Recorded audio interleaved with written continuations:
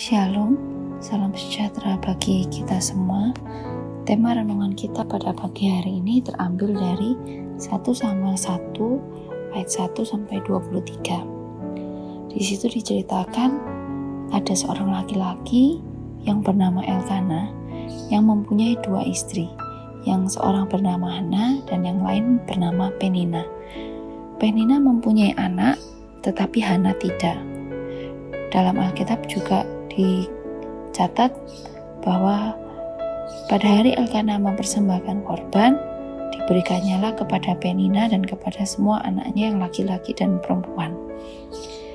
Dan meskipun Elkana ini mengasihi Hana, Elkana hanya memberikan kepada Hana 1 bagian saja, sebab Tuhan telah menutup kandungan Hana. Tetapi Penina selalu menyakiti hati Hana supaya Hana ini gusar karena Tuhan telah menutup kandungannya. Renungan hari ini kita akan belajar tentang teguh dalam pengharapan seperti yang dialami oleh Hana. Sebelumnya, mari kita pahami terlebih dahulu apa ciri-ciri orang yang teguh dalam pengharapannya kepada Tuhan. Yang pertama adalah ciri-cirinya orang tersebut setia. Setia dalam ibadah, senantiasa tunduk dan taat kepada Tuhan. Dalam kata lain, orang tersebut saleh dan kuat ibadahnya. Seperti Hana, di situ dikatakan bahwa dari tahun ke tahun ia pergi meninggalkan kotanya untuk sujud dan menyembah. Artinya, Hana adalah orang yang setia dalam beribadah. Meskipun ia harus pergi jauh meninggalkan kotanya, tetapi ia tetap taat dalam beribadah. Itulah ciri-ciri orang yang teguh dalam pengharapannya pada Tuhan. Yang kedua adalah orang tersebut tabah dan kuat. Ia tetap kuat hati dan berani dalam menghadapi cobaan. Tidak mudah goyah, tidak lekas marah, tidak lekas patah hati. Dan yang ketiga, orang tersebut mampu mengolah hati dan perasaannya sehingga ia tidak mudah menyalahkan Tuhan. Ia tidak mudah emosi, tidak mudah marah walaupun ada alasan untuk itu.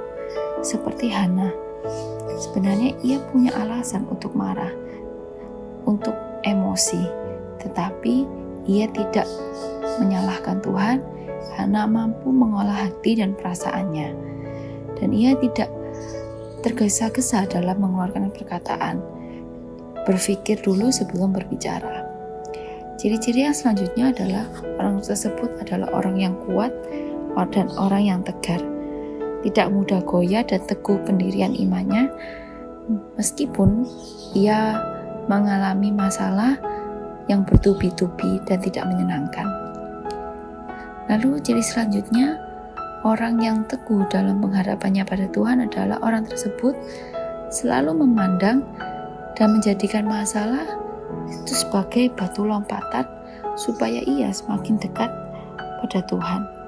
Hal itu tertulis dalam ayat 9 dan 10. Di situ dikatakan, pada suatu kali setelah mereka habis makan dan minum di Shilo, berdirilah Hana, sedang Imam Eli duduk di kursi dekat tiang pintu bait suci Tuhan. Dan dengan hati pedih, ia berdoa kepada Tuhan sambil menangis terseduh-seduh. Ia menjadikan masalahnya untuk semakin dekat dengan Tuhan. Dan orang yang teguh pengharapannya dalam Tuhan, orang tersebut memiliki sebuah keyakinan bahwa Tuhan memiliki 1001 cara untuk menolong hidup mereka. Tetap percaya pada Tuhan walaupun orang lain berkata tidak mungkin.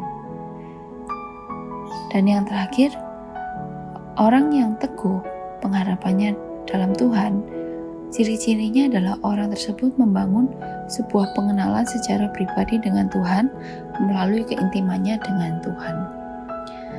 Dan apa hasil dari sebuah ketekunan dalam sebuah pengharapan yang dilakukan oleh kita orang percaya? Yang pertama adalah kita akan mengalami perjumpaan dengan Tuhan. Seperti yang tertulis dalam ayat 18, Di situ dikatakan, sesudah itu berkatalah perempuan itu, biarlah hambamu ini mendapat belas kasihan daripadamu. Lalu keluarlah perempuan itu, ia mau makan dan mukanya tidak muram lagi. Ayat 19, keesokan harinya bangunlah mereka itu pagi-pagi lalu sujud menyembah di hadapan Tuhan. Kemudian pulanglah mereka ke rumahnya di Rama. Ketika Elkana bersetubuh dengan Hana istrinya, Tuhan ingat kepadanya. Di sini Hana mengalami perjumpaan dengan Tuhan. Itu adalah hasil di mana selama ini Hana selalu kuat, selalu teguh, selalu setia dalam beribadah, tidak mudah goyah imannya, meskipun Hana mungkin sering disakiti oleh Penina. Ia mengalami begitu banyak masalah, begitu banyak tekanan, tetapi Hana tetap setia di dalam Tuhan. Sehingga Hana bisa mengalami perjumpaan dengan Tuhan. Ia mengalami mujizat dari Tuhan. Dan hasil dari sebuah ketekunan dalam sebuah pengharapan adalah orang tersebut mendapat kasih karunia dari Tuhan dengan menerima apa yang ia doakan. Kita tahu bahwa cerita akhirnya Hana memiliki seorang anak. Ia melahirkan seorang anak laki-laki dan ia menamai anak itu Samuel. Saudara-saudara yang dikasihi Tuhan, kalau Tuhan sudah berkehendak, siapa yang mampu melarangnya? Kalau Tuhan sudah bertindak, siapakah yang mampu menghentikannya? Mari kita semua percaya kepada Tuhan bahwa Tuhan akan selalu memberikan kekuatannya, penghiburannya kepada kita di saat kita menghadapi persoalan dan masalah. Mari kita sama-sama belajar dari Hana pada pagi hari ini supaya kita tetap setia dalam Tuhan, tetap teguh imannya, tidak mudah marah, tidak lekas gusar, sehingga kita akan mengalami perjumpaan dengan Tuhan dan kita akan mendapat kasih karunia dari Tuhan dengan menerima apa yang kita doakan. Mari tetap percaya pada Tuhan, percaya bahwa Tuhan selalu memberikan kita kekuatan dalam menghadapi persoalan. Amin.